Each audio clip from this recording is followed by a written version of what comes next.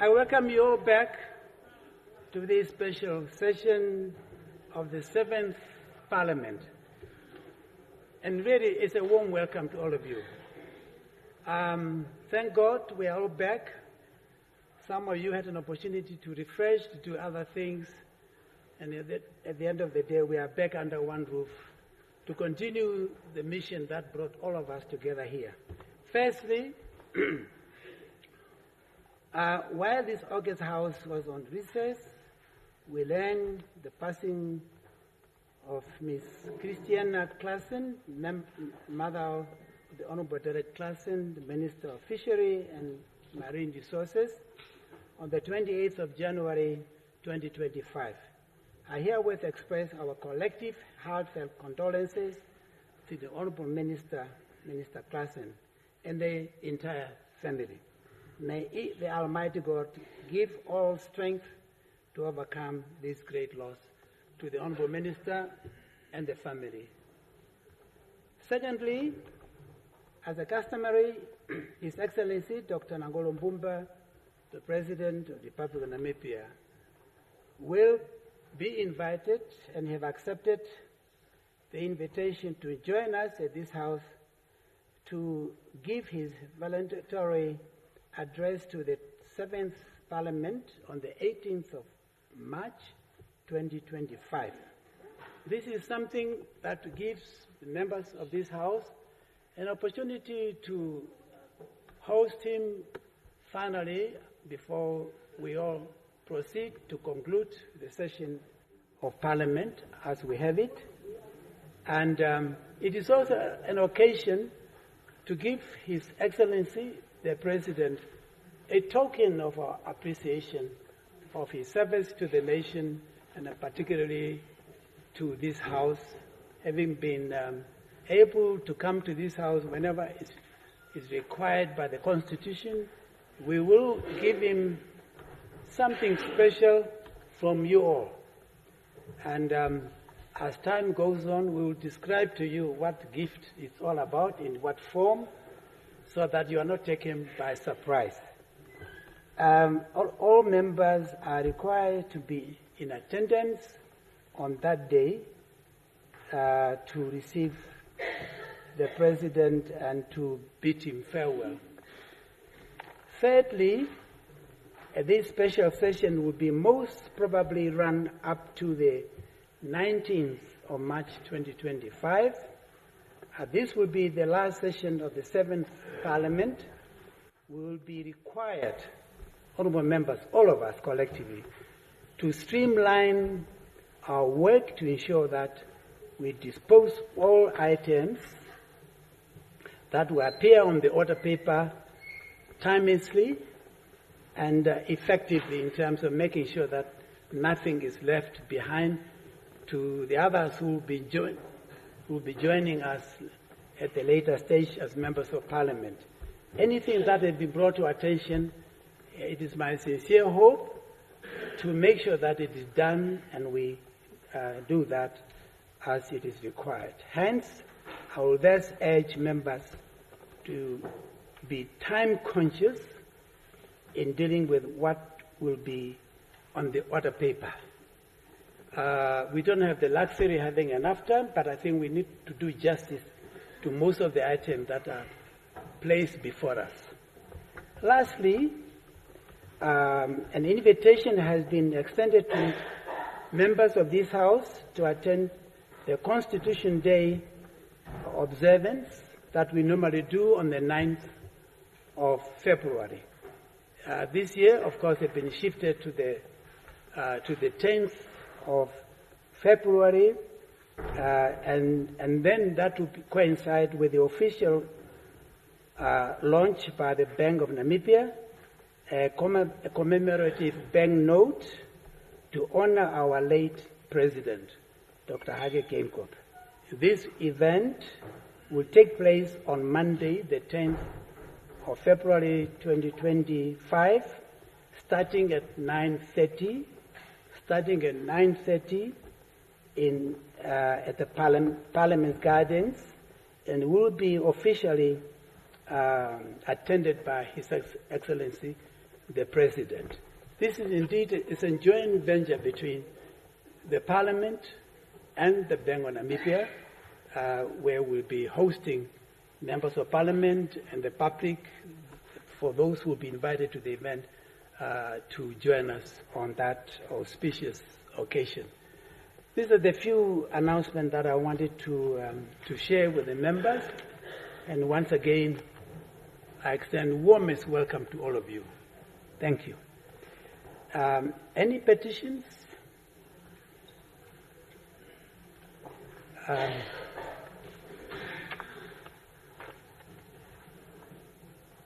Yes, we, honorable members, we have been joined by a parliamentary delegation from the Swedish Parliament. They are all here, here to observe the work of Parliament. I extend warmest welcome to all of you. The Parliament of Sweden is a long-standing sister parliament to the Parliament of Namibia. And I remember a few months ago meeting the Deputy Speaker of the Swedish Parliament. I have announced to her that Namibia, the National Assembly, have succeeded to increase the number of women parliamentarians to a level of 50-50. And the Deputy Speaker told me, oh, you have bypassed the Swedish Parliament in that regard. So and I'm sure they are here also to check that statement I made, whether this does conform to that particular statement I made when I met the Deputy Speaker of the Swedish Parliament. And it's a great pleasure to have you visiting us, benchmarking with us, and we are looking forward to using every moment of our get-together as you meet the colleagues, members of Parliament. And I'm very much looking forward to receiving you as well. I think there will be a time when I will be able to be talking to you directly. So far, in the meantime, warmest welcome to you. Have a wonderful time with us. Thank you.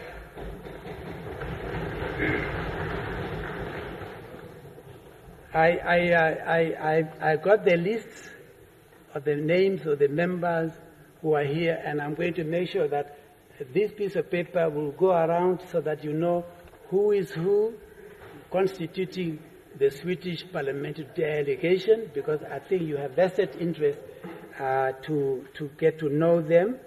The leader of the delegation is the Honorable Boriana Afberg, a member of Parliament and a group leader in the Committee of Taxation, and a member of the Swedish delegation to Parliamentary Assembly of the Council of Europe.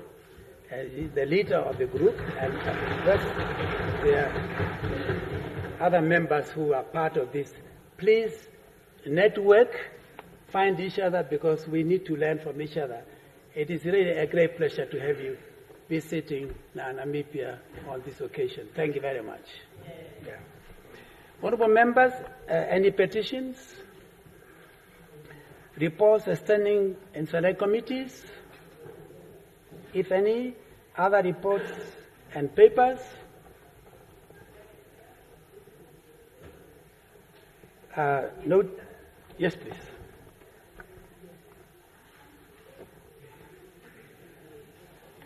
Thank you very much, Honorable Speaker. A very happy 2025 to you and all the honorable members of the National Assembly.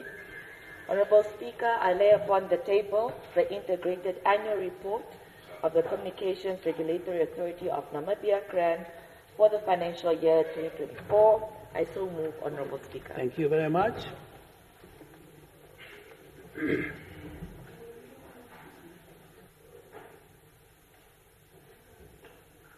Next, the Honorable Catamero.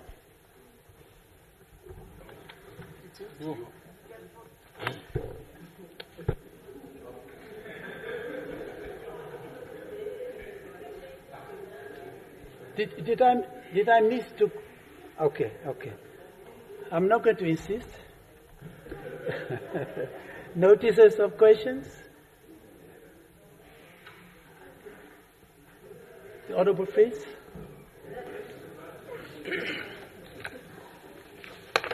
Thank you very much, Honourable Speaker. I hereby give notice that on Thursday, the 13th of February 2025, I shall ask the Minister of Environment, Forestry and Tourism, Honourable Pohamba Shifeta, the following. The dangers of climate change include constantly rising temperatures, drought, changes in precipitation, increases in the intensity of some extreme weather events like thunderstorms and floods.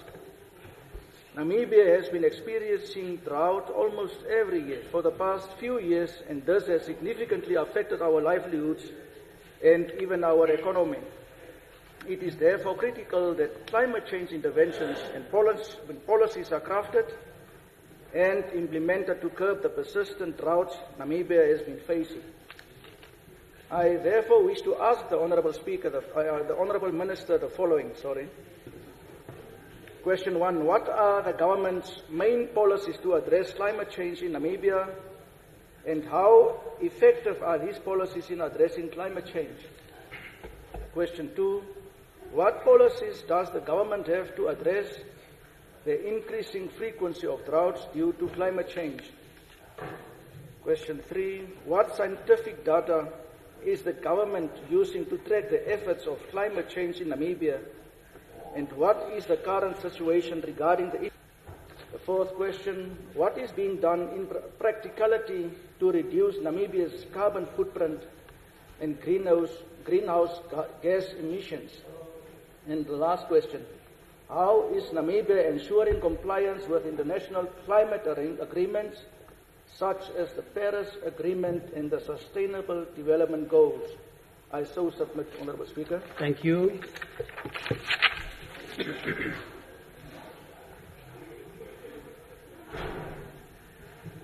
Thank you very much. Next, Honourable Jennifer van der Heever. Thank you, Honourable Speaker. I hereby give notice that on Thursday, the 13th February 2025, I shall ask the Minister of Presidential Affairs, Honourable Christine Hoybest, the following. Honourable Minister, in light of the recent publication by the Namibia Statistics Agency, NSA, of the country's unemployment statistics, which has raised significant concerns among economists, policy analysts, and the general public, I seek to draw attention to the fact that the NSA has announced that Namibia's overall unemployment rate stands at a staggering 37%, which increased from about 34%, while youth unemployment reached an alarming 45%. While this certainly paints a worrying picture of our labour market, the credibility of these statistics has been called into question. Economists have also slammed the NSA for changing the definition of unemployed, arguing that the exclusion of discouraged job seekers from the count results in a misleading figure that downplays the true extent of unemployment in our country. Under the new definition, individuals who are engaged in unpaid work, such as subsistence farmers, fishermen, volunteers, and unpaid trainees, have also been excluded from the unemployment statistics. This revised methodology stands in stark contrast to the definition used in 2018, leading many to believe that the publicized figures fail to reflect the actual unemployment crisis facing Namibia today. Adding to the concern is the fact that Namibia now has the highest unemployment rate in Southern Africa, surpassing countries like South Africa, Eswatini, Botswana, and Angola, while the NSA's report indicates a reduction in the workforce from 725,742 in 2018 to 546,805 in 2023. The real implications of this decline, especially in light of the 24,334 job losses due to retrenchments, must not be overlooked In this context, I hereby submit the following questions to the Minister for clarification on the NSA's methodology, the impact of these statistics, and the steps that the government intends to take in addressing the growing unemployment crisis in Namibia. I thus consider it prudent to ask the Honourable Minister the following. Could you please explain why the NSA has chosen to exclude discouraged job seekers and what the Ministry's position is on the accuracy of these figures? How does the Ministry view the exclusion of certain individuals, particularly given their significant contribution to the economy, even if they are not formally employed? Does the Ministry believe this exclusion provides a true reflection of Namibia's labour market? Considering that Namibia now boasts the highest unemployment rate in Southern Africa, what measures is the Ministry taking to address the country's unemployment crisis, and how does the government plan to bring this figure down in the near future? Has the Ministry conducted any impact assessments of existing job creation programs, and if so, what do the findings reveal about their effectiveness in reducing unemployment? In light of the significant delay in the publication of these statistics, can the Ministry address concerns that the delay was politically motivated, not to avoid this release of such damaging figures during an election year? How does the Ministry intend to involve the private sector, especially in sectors with potential for growth, to help absorb the large number of job seekers? I so submit. Honourable Speaker, on the same day, I give notice that I shall ask the Minister of Education, Arts and Culture, Honourable Anna Esther Nipondokwa, the following. Heritage museums are important because they act as custodians of a community's cultural history while preserving artifacts and stories from the past.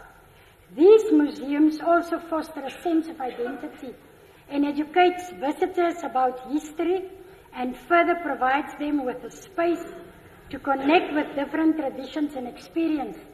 Unfortunately, this is not the case with the Owela Exhibition and Educational Centre, which is located next to the National Theatre here in Windhoek. The centre has been shut down for the past 4 years now, and the building remains in a deplorable and filthy condition. I therefore wish to ask the Honourable Minister the following. Number one, please explain why the upkeep of this centre has not been a priority for the Ministry. Secondly, give us a breakdown of your arts and culture expenditure and progress made so far in maintaining and empowering national heritage and culture programs. Thirdly, the Ministry seems to neglect arts and culture programs and centres in Namibia. Why is this the case? Lastly, when can we expect renovations to start at the Owela Exhibition and Educational Centre? I so submit. Thank you.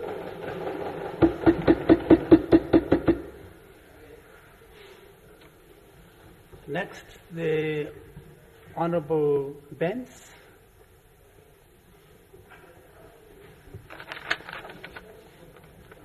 Honourable Katrina Benz, PDM.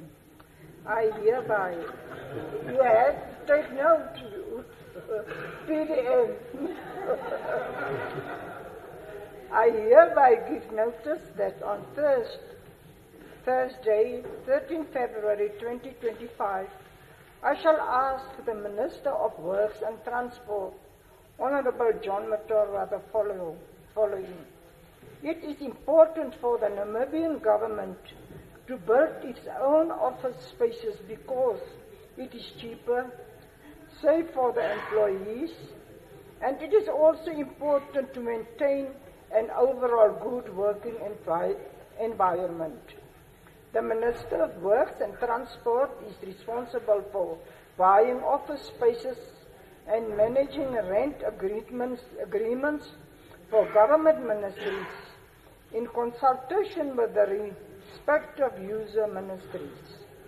The government continues to spend millions of Namibian dollars on a year basis to rent the office space from private companies and individuals. I therefore wish to ask the Honourable Minister the following. Firstly, which ministries, office and government agencies are currently without office space, and what are the reasons for this? Secondly, share with us a list of all ministries, office and agencies that currently rent office space from private companies and the monthly rental payments.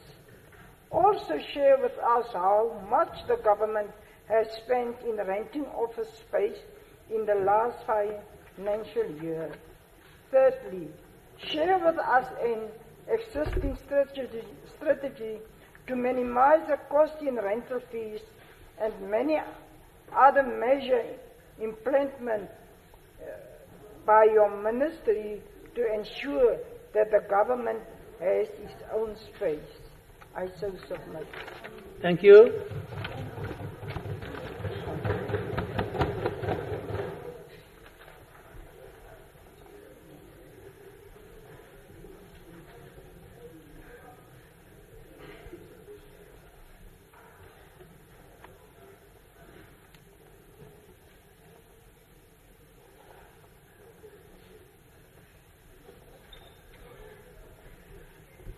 Next, the Honourable Mwongo.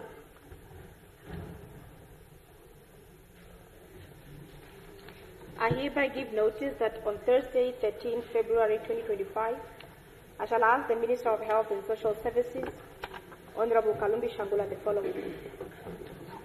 The Health Professions Council of Namibia in October 2024 issued a set of directives aimed at regulating the number of students admitted to nursing and midwifery programs across the country. These directives include limiting students' intake to 50 students per campus per year, restricting all institutions to a single intake per year, suspending the opening of new campuses for nursing and midwifery programs, halting the approval of new undergraduate training programs, and requiring all graduates to pass a nursing council pre-registration evaluation before being eligible for registration to practice. Moreover, Honourable Speaker, it was underscored that institutions that fail to comply with these directives risk having their approval withdrawn by the Health Professional Council of Namibia.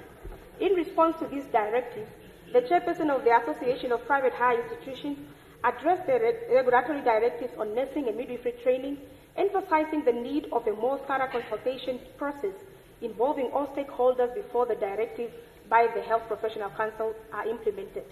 Among the key points highlighted in the letter, it concludes with a request for an urgent meeting to discuss the association's feedback, deferral of the directive implementation, pending further consultations, and the commission for a study to evaluate other strategic options. In response thereto, the Registrar of the Health Profession Council of Namibia has seemingly recited the directive, explaining this in a letter written to private tertiary institutions such as the Zwelitsha University and International University of Management and others. I thus consider it prudent to ask the Minister the following. Is the Minister aware of this communication between the Health Profession Council of Namibia and the Association of Private Higher Institutions? Can the Minister clarify the current status of these directives and explain the rationale behind this apparent change in position by the Health Profession Council of Namibia? How will the Health Profession Council of Namibia ensure that it remains responsive to the changing needs of the healthcare system, while also maintaining high standards of training and protecting the interests of prospective nursing students? Why has the Health Profession Council of Namibia agreed to revoke the directives as it has previously set out? Is it fair to assume that the Health Profession Council of Namibia is being threatened by certain private institutions to cancel the implementation of certain directives? In a similar vein, a reputable private university recently sent an urgent letter requesting the Health Profession Council raise its new student intake to 200 from 50 as required by the authorized curriculum. It appears that this is an act of manipulation. What steps will the Health Profession Council take to ensure that any decision made moving forward will adequately balance the concern of training institutions with the need to maintain quality standards in nursing and midwifery education? Can the Minister commit to the fact that the Health Profession Councils of Namibia's directive, which have now been revoked, stem from comprehensive consultation that reflect current educational needs, workforce demands, and healthcare outcomes, and were in fact evidence-based policies and derived from empirical research? There are institutions which have admitted more than 50 students per intake and have also employed dual intakes, coming into direct conflict with the directive set by the Health Profession Council of Namibia. Have these institutions faced any sort of repercussions? And if so, what have been some of these repercussions? Have any institution been withdrawn following their failure to adhere to the Health Profession Council directive? And finally, Honorable Speaker, following the revocation of the directives, will the institutions which have been withdrawn, if there is any, be reinstated? I so submit. Thank you.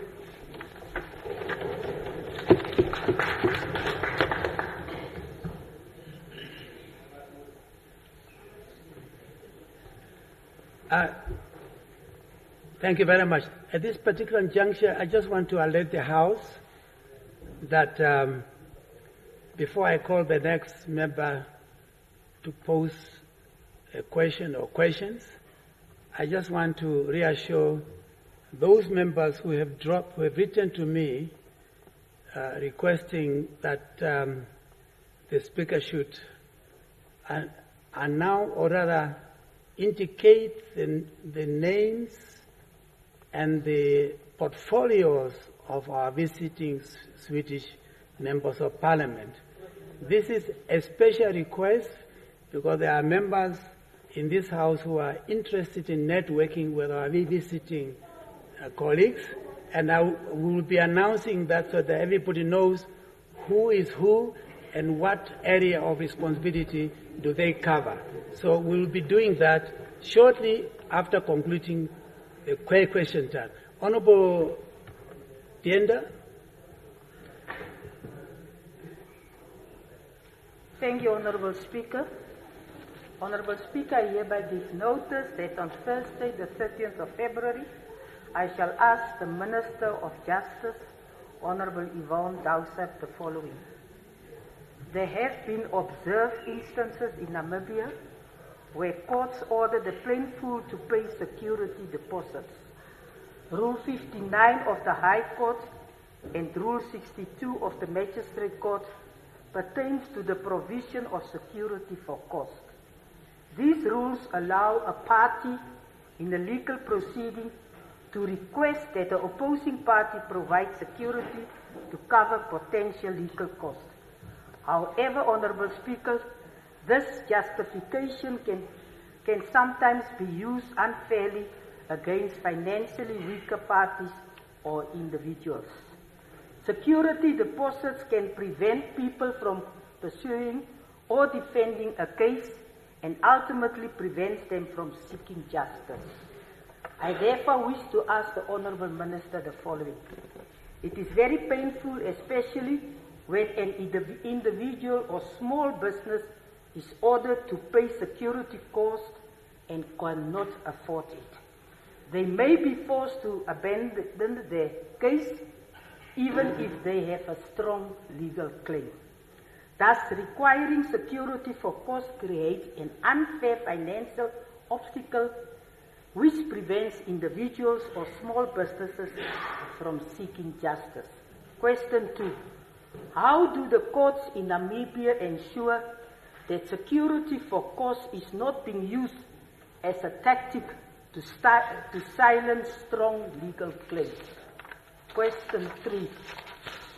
In what circumstances can security for costs unjustifiedly deny a litigant the constitutional right to a fair trade? Question 4. Why can't the courts first consider the strength of the plaintiff's case before granting security for costs? Question 5. Does security for costs disproportionality affects poorer litigants compared to wealthier ones, and what impact does this have on the overall justice system. Question 6. Why can't court cases with public interest, like human rights cases, election law cases, be exempt from security cost? Number 7, is it possible for courts to introduce more flexible rules for NGOs, political parties? This is an overall question. Please, Honorable Prime Minister, this is an overall question. Political parties and the individuals bringing cases that have strong public interest. I so submit. Thank you. Who is making noise? Thank you. My second question, Honorable Speaker. I give notice that on Thursday, the 13th of February, I shall ask the Minister of Defence and Veterans Affairs, Honorable Frans Kapofi, the following. Honorable Kapofi, there is an outcry in Namibia over the 90 million for civil war in DRC, the aid that we are sending. But my question is not regarding the 90 million. I want to know, instead of the 90 million, this is what my question is all about. In recent developments, the M23 rebel group, reportedly supported by Rwanda, has declared a one-sided ceasefire in the eastern city of Goma for humanitarian reasons. This decision follows intense clashes with the DRC army, which resulted in significant casualties and displacements. The conflict has led to a widespread human rights violation, including reports of executions and sexual violence. South Africa, Malawi, and Tanzania have deployed soldiers to the DRC to assist the Congolese army in combating the Rwanda-backed M23 rebel group and to protect civilians from violence and human rights abuses.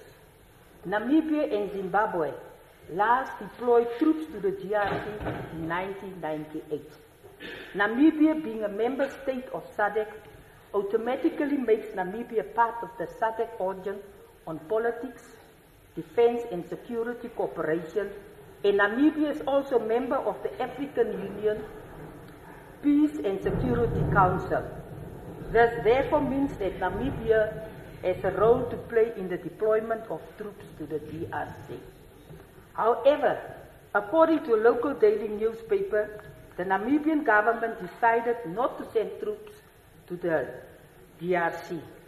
Furthermore, President Nangola Mbumba outlined that Namibia is committed to the peaceful resolution of the conflict, and that position on Friday, 31 January 2025, in his message to the diplomatic community. So I don't know whether sending 90 million is what we are contributing. I therefore wish to ask the Honourable Minister the following. What are the main reasons behind Namibia's decision not to send troops to the DRC, especially given the escalating conflict and regional instability? Question 2. Did Namibia receive any formal request from the DRC government or regional bodies such as SADC for Namibia to contribute troops? Or did we receive a request for 90 million? If so, what led to the decision to decline? Number 3, could Namibia's reluctance to send troops impact its standing for SADC, given that some member states, such as South Africa, have deployed their forces? Does Namibia believe that a military intervention is not the best approach to the DRC conflict?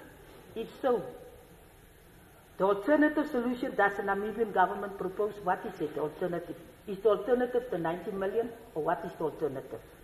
Number 5, how does the decision align with Namibia's commitments within the Southern Africa Development Community and the African Union regarding regional security? There are so many ministers of defense talking there. Number 6, do you think the decision not to send troops to the DRC will affect Namibia's diplomatic relationship with the DRC? Have there been any discussions with the Congolese leaders regarding this? And number 7, how does Namibia view the role of external actors such as the United Nations or neighboring countries in resolving the crisis? Should the region be relying more on diplomatic efforts rather than military intervention? I say submit. Thank you. The only challenge there, the preamble, could be made even shorter than that. The actual preamble to the question is so long. These are common issues. No, they will. Anyway, we need to have a standard. We need to have a standard format so that we do not need to elaborate in detail. The Honorable Hamata? Yeah.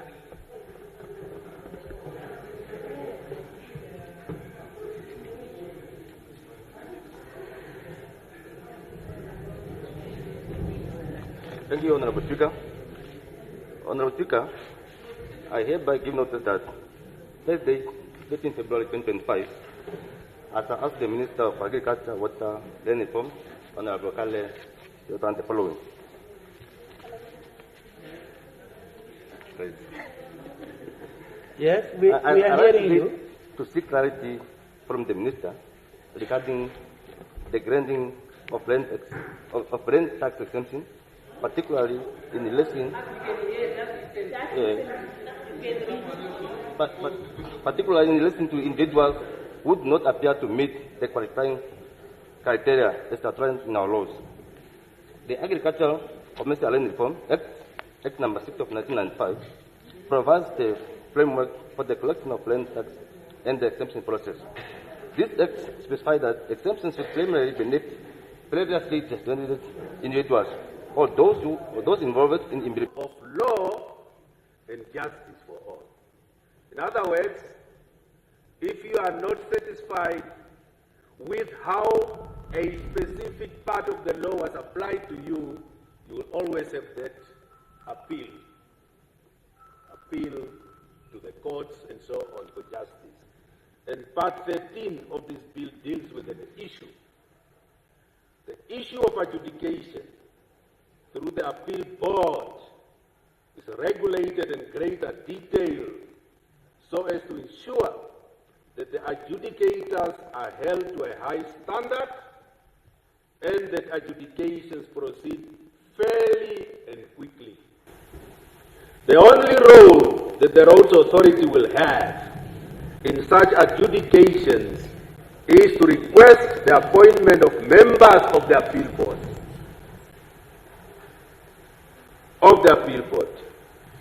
The Minister, in terms of the proposed bill that we are discussing, appoints 5-member appeal board in accordance with the relevant provision of Section 60 of the Roads Bill.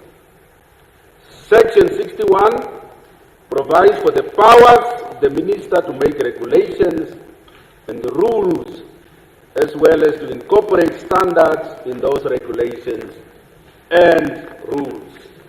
So all in all, Mr. Speaker, I'm happy now that I could respond to the second reading, maybe not sufficient, but my appeal is this Parliament, when we only have, less than a month, let us concentrate, panel this bill during the committee stage, strengthen it, and we pass it, so that at least when we hand over to the next Parliament, that at least this one is off the table. And I will also be glad in my valedictory statement, and I will also mention some of the things that I have achieved. Thank you very much, Mr. Speaker. Thank you very much for that clarity. I now put the question that the bill be read a second time. Any objection? Then it is agreed to. The Secretary will read the bill a second time. Roads Bill. And yes, We have gone so far, and I think you deserve the opportunity to have a tea break, and we come back after 20 minutes so we can continue. Agreed? Thank you.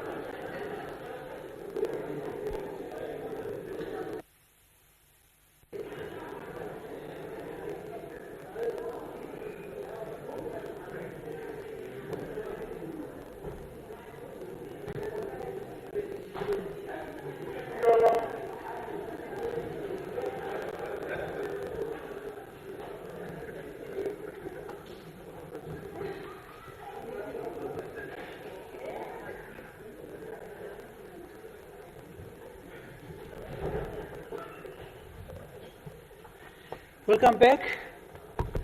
I enjoyed my cup of tea. Absolutely. It was super.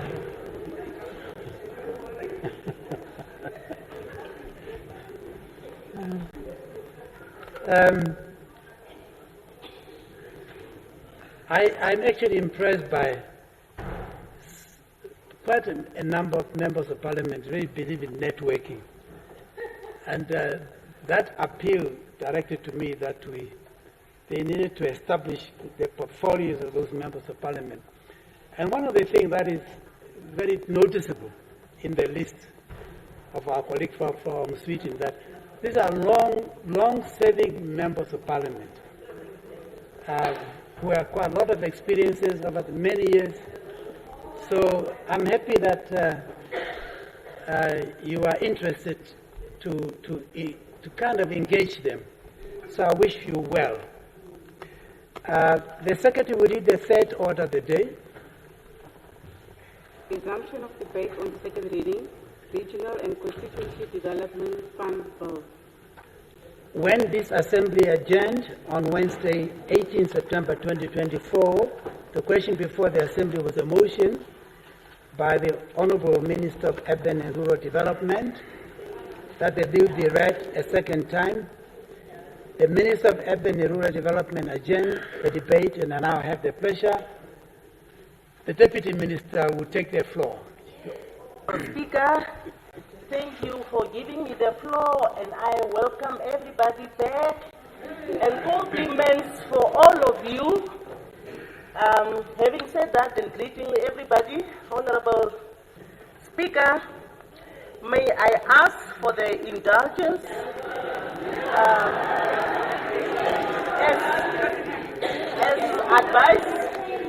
as advised by my minister. I'm requesting for your indulgence until the 26th. At least I'm giving you a specific date. It's not indefinite. So just allow us we are nearing the conclusion of the report or the bill.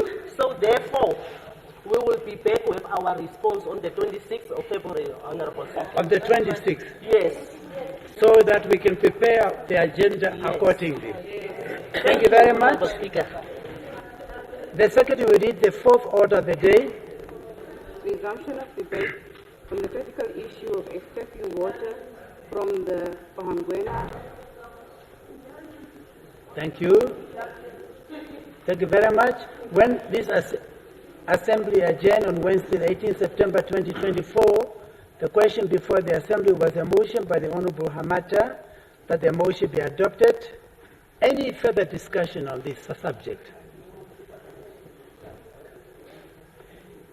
In the absence of any further contribution, does the Honourable Hamata wish to reply?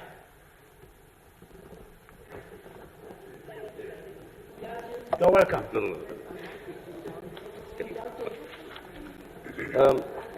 Thank you, Honourable Speaker. Honourable Speaker, allow me to extend my heartfelt gratitude to all members of this August House on the motion. I just want to ask that the motion be adopted and then verified performance. Thank you. Thank you very much. Thank you very much. Short and sweet. I put the question that the motion be adopted. Any objection? Agree to? So agreed. We move on. The first notice of the motion is the one of the Honourable Motu. Who seconds the motion? Thank you. And any objection? None. Agree to? The Honourable Member is not in the House, but can we postpone this to another day? How soon?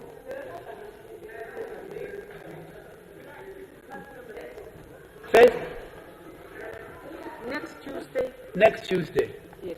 Thank you. We take note of that. So agreed. The second notice of a motion is the one of the Honourable Hungary. Does the Honourable Member move the motion? I'm here, Honorable Speaker. Yes. Yes, I'm looking at you. Who seconded the motion?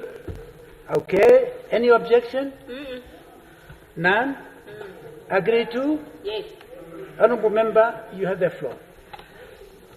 Thank you very much, Honorable Speaker, for the opportunity to motivate my motion. Unfortunately, I left some files at home, and so I would like to seek the indulgence of the Speaker and of the House on this very auspicious occasion to postpone this particular debate to next week Tuesday. Thank you, Honorable. Next week. Well, it is so agreed. We accept the fact that you are not ready. So agreed. Given the fact that that was the last item on my order paper, I would like to ask the Right Honorable Prime Minister to adjourn the House until tomorrow. Speaker, I move that the House adjourns until tomorrow at the usual time, 14 hours. Thank you very much. We had a very good run, and I think we deserve few hours this afternoon to take care of other duties. The House stands adjourned until tomorrow.